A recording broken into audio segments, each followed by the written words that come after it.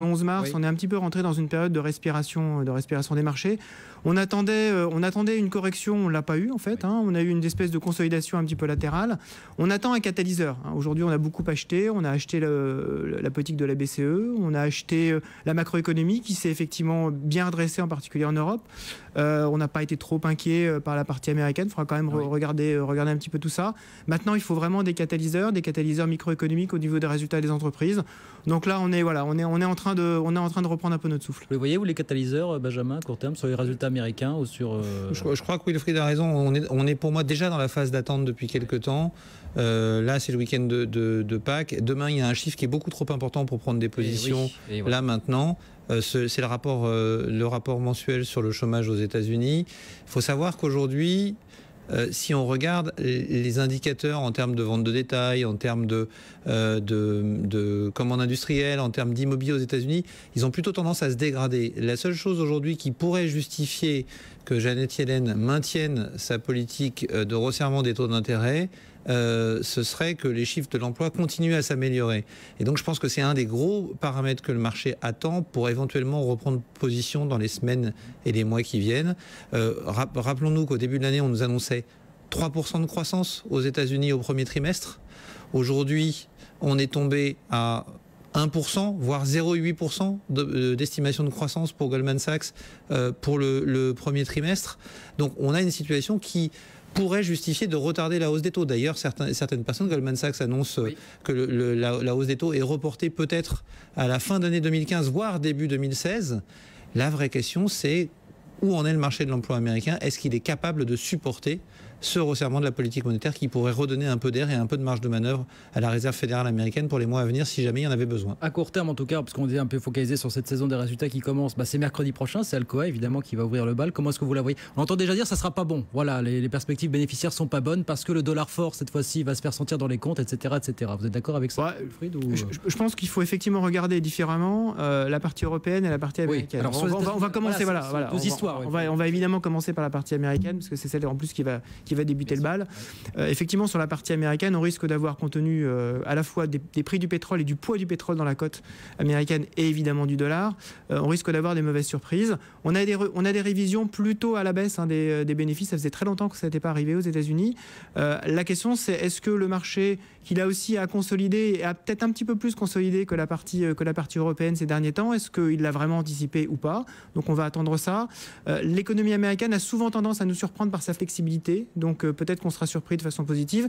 Si ce n'est pas le cas, et si effectivement on a un impact fort et en fonction des chiffres de l'emploi, ça va effectivement, je suis totalement d'accord, influer sur la décision de la politique monétaire américaine, savoir ne pas relever les taux en septembre, en juin ou après. Comment vous la voyez cette saison des résultats? Je vous pose la question parce qu'il forcément il y a une interrogation un petit peu particulière sur tout le secteur de l'énergie, et on entendait un de nos intervenants qui nous disait tout à l'heure, et si finalement on avait des bonnes surprises du côté des compagnies pétrolières, voilà, qui ont tant souffert ces derniers mois, est-ce que ça peut pas être la bonne surprise finalement? Ça me semble assez peu probable. Il faut savoir qu'on rentre dans une période un peu particulière pour les sociétés pétrolières, en particulier dans le domaine des pétroles de roche-mère ou les pétroles de schiste aux États-Unis, puisque traditionnellement le mois d'avril est le mois de la révision des contrats avec les banques.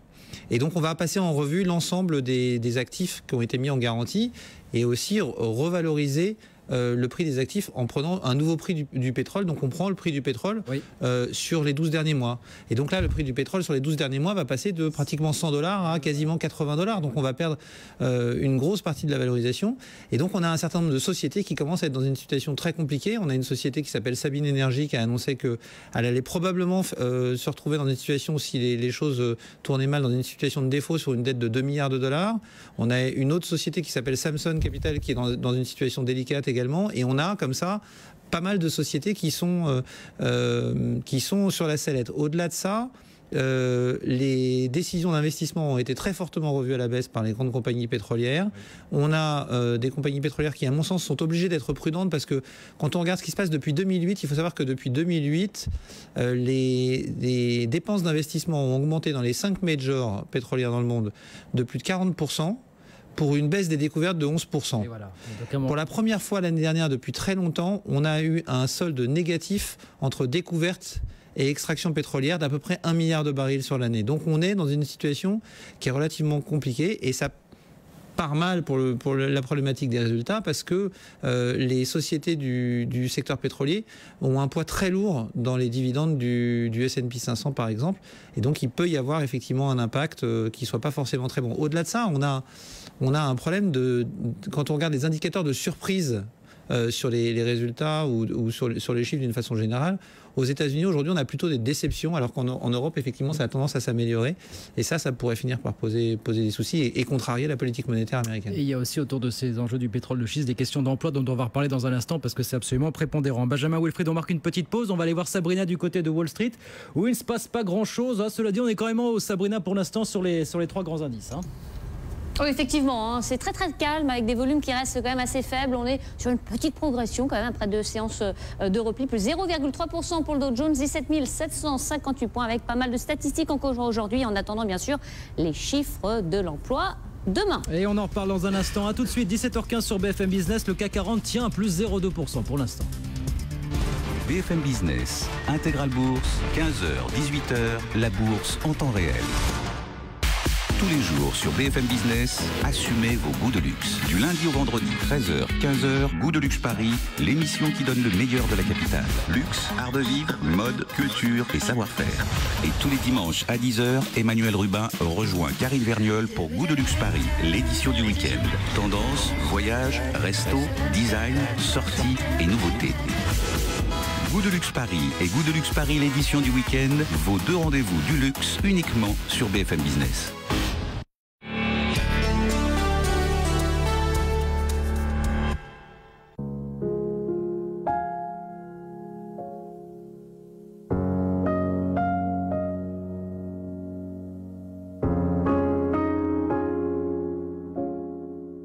Arctique, Antarctique, Océanie, Amérique du Sud, Méditerranée, la croisière signée Ponant, c'est accéder par la mer au trésor de la Terre. Ponant, découvrez le yachting de croisière. Commencez l'expérience sur ponant.com.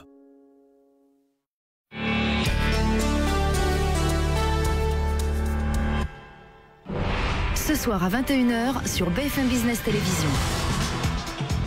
On ne l'a pas surnommé Magic pour rien. Superbe passe intérieure de Magic. C'était un vrai meneur de jeu. Ses coéquipiers le suivaient et son intuition était toujours la bonne. Propriétaire des Lakers, Jerry Buss offre à Magic la plus importante et la plus longue extension de contrat de l'histoire de la NBA. 25 millions de dollars pour rester un Laker pendant 25 ans. J'étais stupéfait. Mon père m'a dit, il y a vraiment autant d'argent que ça dans le monde? Je lui ai dit, tu sais, je vais utiliser cet argent pour quelque chose de bien. Je ne vais pas le gâcher. Quand il arrive quelque chose comme ça, on découvre qui sont nos vrais amis. Ceux pour qui on compte vraiment. Malgré l'atmosphère malsaine qui entoure les sujets tels que la séropositivité et le sida, Magic choisit de l'annoncer publiquement à la surprise générale. Je songeais à reprendre ma carrière en NBA et beaucoup de joueurs s'y sont opposés. De tout ce que j'ai dû traverser jusque-là avec le VIH, c'est ça qui m'a vraiment le plus blessé. Le multiplex Magic Johnson dans le sud de Los Angeles est une nouvelle victoire. C'est l'un des cinémas les plus rentables du pays. Sony et Magic enchaînent rapidement en ouvrant des cinémas à Harlem, Houston, Cleveland et Atlanta. En 2010, Magic revend ses parts de l'équipe des Lakers et des cafés Starbucks pour une somme totale estimée, selon le Los Angeles Times, à 100 millions de dollars. Sa fortune personnelle est estimée à un demi-milliard de dollars. Le champion frappe fort une... Pour tout savoir sur la bourse, suivez les marchés avec IG.com, spécialiste de la bourse en ligne. 17h18, un coup d'œil sur le CAC 40, plus 0,21%. On tient à 5072 points, mais alors dans des volumes absolument dérisoires, puisqu'on est à moins de 2 milliards d'euros échangés ce jeudi sur Nice Euronext en tout cas. Pour l'instant, on retourne voir Sabrina à New York, où pour l'instant aussi les 3 grands indices tiennent. Sabrina, là aussi, bien sûr, avant ce week-end de 4 jours. Effectivement, et avant la publication des chiffres de l'emploi, le rapport mensuel, 250 000 créations de postes environ sont attendues pour le mois de mars, avec un taux de chômage qui devrait rester inchangé, une croissance des salaires qui devrait également être inchangée selon les attentes. On a eu déjà des petites données aujourd'hui, des chiffres comme chaque jeudi hebdomadaire.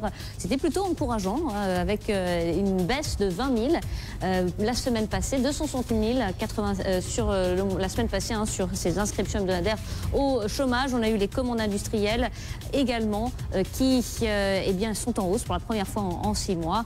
Et le déficit commercial qui s'est réduit beaucoup plus que prévu. Un marché dans ce contexte qui est en hausse dans de faibles volumes, plus 0,3% pour le Dow Jones, 17 757 points. Le Nasdaq prend 0,2%. Le S&P 500 grimpe de 0,4% avec la plus forte hausse signée United Technologies sur l'indice Dow Jones, plus 1,3%, suivi de Boeing ou encore de Caterpillar. Un petit mot pour terminer de Google à contre-courant avec l'autorité de la concurrence en Bruxelles qui pourrait qui a demandé de publier des documents de rendre public la moitié des documents, des preuves qu'il recueille depuis plusieurs années dans le cadre d'abus de concurrence, de position dominante. Google qui du coup perd 1,4%. Aujourd'hui, on est à 534 $ sur le titre dans ce marché haussier. BFM Business, Intégral Bourse, jusqu'à 18h, le club de la bourse. Merci Sabrina, on vous retrouve bien sûr tout au long de la soirée sur BFM Business pour faire le point sur cette dernière séance avant ce week-end de 4 jours. Retour ici sur le plateau de BFM Business avec nos invités, le club de la bourse jusqu'à 18h avec Benjamin Louvel, associé gérant de Prime Finance, Wilfried Galland, le responsable du conseil en investissement chez Neuflize OBC. On a commencé à parler du pétrole, on va y rester parce que le pétrole est de plus en plus tiraillé par de nombreux éléments. Il y a bien sûr tout ce qui concerne bien sûr les données économiques, la demande, l'évolution des stocks américains, des choses dont on parle assez régulièrement, et puis bien sûr tout ce qui a trait à l'international, à la diplomatie. On nous annonce apparemment une conférence de presse très prochainement du côté de Lausanne où vous savez les négociations concernant le nucléaire iranien sont dans la dernière ligne droite, à quelques mètres de l'arrivée, disait ce matin Laurent Fabius. Et puis il y a aussi tout ce qui se joue en ce moment du côté du Yémen. Bref, beaucoup de choses qui font qu'on se demande de plus en plus, Benjamin, où va le pétrole finalement. Ça reste la grande question de ce début d'année. Oui, ça reste la grande question. Une chose est sûre, c'est qu'aujourd'hui, a priori, on a plutôt un peu trop d'offres de pétrole par rapport à la demande. Oui. Un peu trop ou c'est quoi? C'est 1 million, je crois. Alors, c'était au début de l'année, on va dire, de l'ordre de 2 millions, puis ça se resserre. C'est à l'échelle d'une planète qui consomme, je crois, 90-92 millions de barils par jour. C'est ça. Et vous avez bien l'ordre d'idée. 1 million, bon. Voilà. On a un petit peu trop d'offres. Maintenant, cette offre a tendance à un peu augmenter aujourd'hui parce que la Libye voit ses principaux ports revenir sur le marché, donc on a un petit peu plus de volume. L'Irak n'a pas exporté autant de pétrole depuis maintenant très longtemps. On approche des 3 millions de barils par jour, donc on a une capacité importante. Mais je crois que dans le même temps, il y a deux choses qui sont importantes. D'abord, la baisse des prix du pétrole fait qu'aujourd'hui, la consommation pétrolière aux États-Unis est repartie de l'avant. Le nombre de miles parcourus par les États-Unis, par les Américains, a atteint un nouveau record. Et donc, on a une consommation qui est assez forte, qui commence à venir équilibrer ce marché. La deuxième chose, c'est que on sort d'une période qui traditionnellement, à cette saison, voit la plupart des grandes raffineries autour du bassin atlantique procéder à des opérations de maintenance pour faire des réglages en fait un peu différents. On sort de l'hiver où on produisait essentiellement du fioul domestique, on règle la raffinerie de façon un peu différente pour essayer d'optimiser la part d'essence qu'on fabrique, puisque l'été est la période où se concentrent les vacances, donc là où on augmente le volume de ce qu'on appelle la driving season aux États-Unis, mais qui est un peu vrai également par ailleurs. Donc on a une consommation d'essence qui a tendance à augmenter, donc on essaye d'optimiser pour tout ça.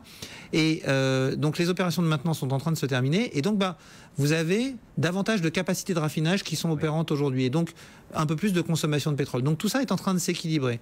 Alors après, en face de ça, aujourd'hui, les craintes effectivement viennent des négociations, enfin les craintes.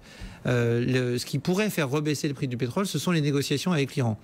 Nous, chez Prime Finance, on est relativement plus prudent que certains acteurs de marché, comme Citi, qui parle aujourd'hui éventuellement d'un pétrole qui pourrait aller à $20. Pourquoi ? Parce qu'en réalité, si on regarde précisément la façon dont dont est constitué le marché pétrolier iranien. Deuxième exportateur, deuxième membre de l'OPEP aujourd'hui. Tout à fait. Si on regarde un petit peu ce qui peut se passer immédiatement, si demain il y a un accord avec l'Iran, enfin ou ce soir, si la conférence de presse annonce un accord avec l'Iran, qu'est-ce qui va se passer? Dans un premier temps, la première chose, c'est que l'Iran a fait des stocks de pétrole. Quand il y a eu le début de l'embargo, ils ont continué à produire, ils ont stocké ce pétrole. Ce pétrole est sur des navires, des tankers, et donc prêt à être exporté. Donc on aura rapidement une quantité supplémentaire de pétrole qui va arriver sur ce marché. On estime, c'est un peu difficile de suivre ça, mais qu'il y a entre 20 et 30 millions de barils qui sont disponibles, ce qui, si c'est étalé sur 3 mois, devrait pouvoir peser sur le marché, mais pouvoir passer relativement tranquillement. Après, la deuxième question est de savoir si l'Iran a une capacité à augmenter rapidement sa production et là peser beaucoup plus lourd sur le marché. Et là, la réponse est a priori non. Pourquoi? Parce que quand on arrête des champs pétroliers aussi longtemps, et notamment les champs pétroliers iraniens qui sont des champs qui sont déjà assez matures, avant de les remettre en état de fonctionnement, ça demande des opérations de maintenance importantes, ce qui fait que mise en état, oui. Voilà, il pourrait revenir de façon forte sur le marché à horizon plutôt 9 à 12 mois. Oui. Donc on va avoir dans un premier temps l'augmentation de la consommation internationale avec l'arrivée de l'été, l'augmentation de la consommation industrielle avec les raffineries qui vont être capables de traiter davantage de pétrole, et de l'autre côté une production qui commence à être un peu contrainte aux États-Unis aussi, parce que malgré tout la baisse du prix commence à toucher les pétroles de schiste, on en parlait tout à l'heure.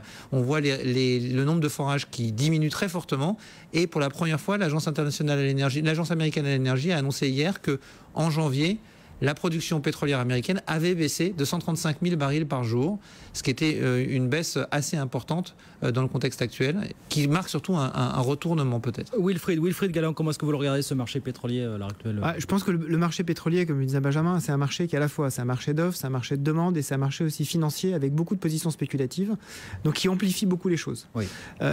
Une des choses qu'il faut effectivement voir, c'est au-delà des problématiques de production que Benjamin a très bien écrites, on a également effectivement des problématiques de demande de pétrole, et pour nous la clé, c'est effectivement est-ce qu'on va aller ou pas vers cette reprise mondiale, cette reprise de la demande, en particulier en Europe, mais pas seulement. Est-ce que l'Asie va continuer à ralentir ou pas?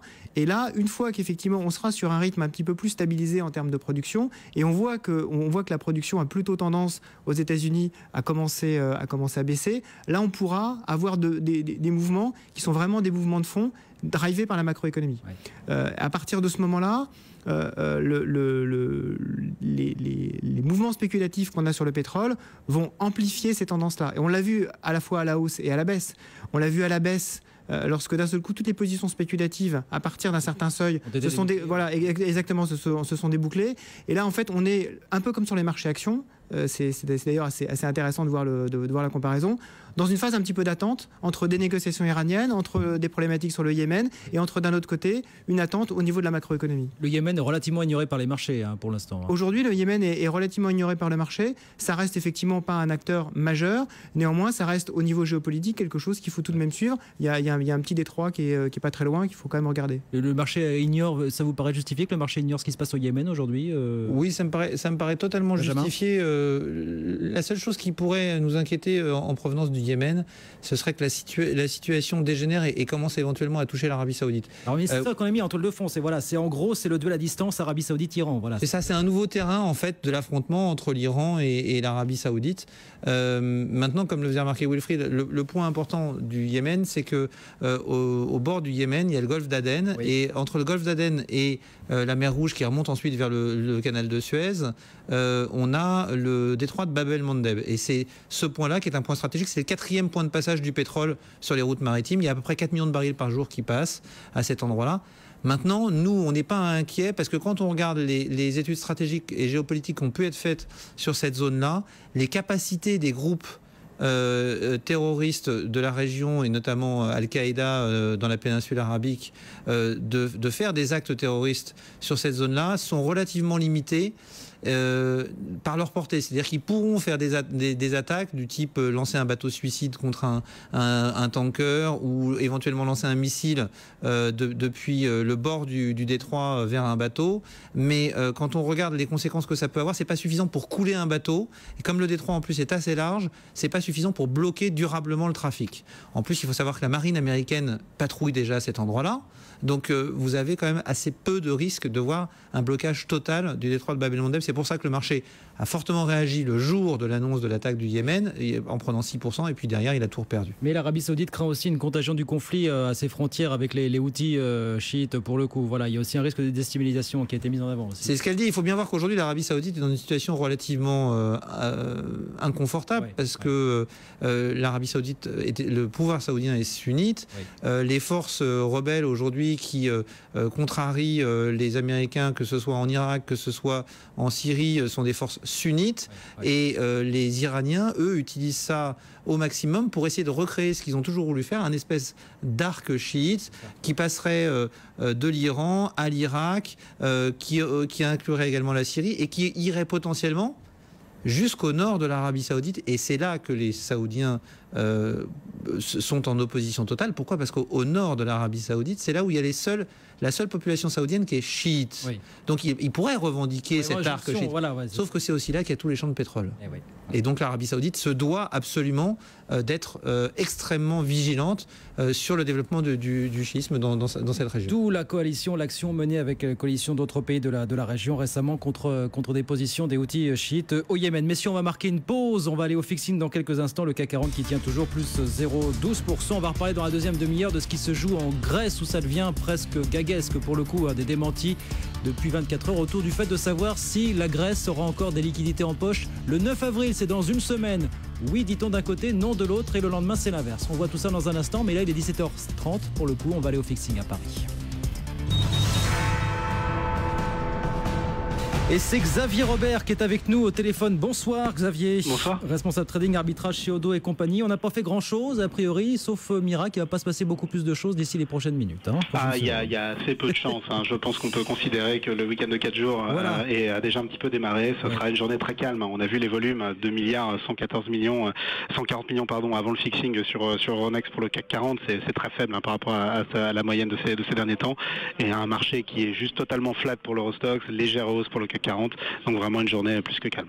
Merci beaucoup Xavier, on se retrouve dans 5 minutes pour parler un petit peu malgré tout de cette séance. On a quand même réussi à passer le cap des 2 milliards d'euros sur Nice Euronext, qui n'est pas un mince exploit. Il est 17h30, bientôt 31 sur BFM Business. Et Aurélie Blond nous a rejoint pour nous redonner les grands titres de l'actualité. Aurélie. Et à la une ce soir, l'OCDE moins optimiste que le gouvernement. L'organisation ne croit pas à une nette reprise en France. Elle table sur une croissance de 1,1% cette année, là où l'exécutif attend 1,5%. Pour gagner en compétitivité, l'OCDE donne 2 conseils à la France. La France doit réduire ses dépenses publiques et réformer son marché du travail au plus vite. Et justement, des mesures seront dévoilées dès la semaine prochaine. Emmanuel Macron l'a confirmé ce matin sur BFM Business. Le ministre de l'économie qui est aussi revenu sur le dossier Dailymotion. Il n'est pas opposé par principe à une alliance avec le chinois Richard Li, mais il souhaite qu'Orange regarde également la possibilité d'un deal européen. La règle dans la vie des affaires, c'est qu'on donne la capacité à avoir des négociations exclusives avec celui qui a fait une offre qu'on ne peut pas refuser ou à l'issue d'un processus un peu compétitif est largement en tête. Il n'y avait pas eu de processus compétitif. Donc là, ce qu'on demande, et c'est Orange qui gère. On est actionnaire. Vous voulez une solution européenne. Je ne me substitue pas à Orange, mais en tant qu'actionnaire, ma responsabilité, c'est de dire il faut regarder toutes les options pour être sûr que c'est la meilleure. On dit Dailymotion, c'est un bel actif, et vous voulez me faire croire qu'il n'y a pas d'avenir en Europe pour Dailymotion ? Mais vous pensez une seule seconde que les startups chinoises ou que les startups américaines, quand elles se développent, les gouvernements là-bas ne se posent pas la question de savoir s'il y a une option chez eux ? Mais c'est pas un avenir européen. Mais Li Ka-shing, il lui donne pas un avenir européen, il lui donne un avenir mondial. Mais non, il lui donne avant tout un avenir asiatique. Et donc ça peut, oui, un avenir asiatique, c'est un avenir mondial. Une bonne option. Mais moi je dis juste, en tant qu'actionnaire, je veux être sûr qu'il n'y en a pas d'autres qui soient mieux disantes. Et en tant que ministre de l'économie, de l'industrie et du numérique, je veux être sûr qu'on n'a pas un champion européen qu'on peut construire sur cette plateforme, parce que c'est formidable pour nous tous.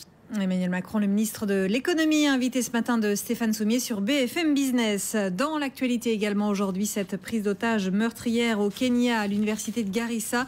Il y aurait au moins 15 morts. Des islamistes somaliens Shebab retiennent depuis plusieurs heures un nombre indéterminé d'étudiants à l'intérieur du bâtiment. Selon les autorités, l'opération s'intensifie. 2 assaillants auraient été tués. Du nouveau dans l'enquête sur le crash de l'A320 de la Germanwings, la seconde boîte noire a été retrouvée. C'est ce qu'annonce le procureur de la République de Marseille. Elle contient toutes les données techniques du vol. Par ailleurs, 10 jours après ce drame, Air France KLM s'aligne à son tour sur d'autres compagnies depuis hier matin.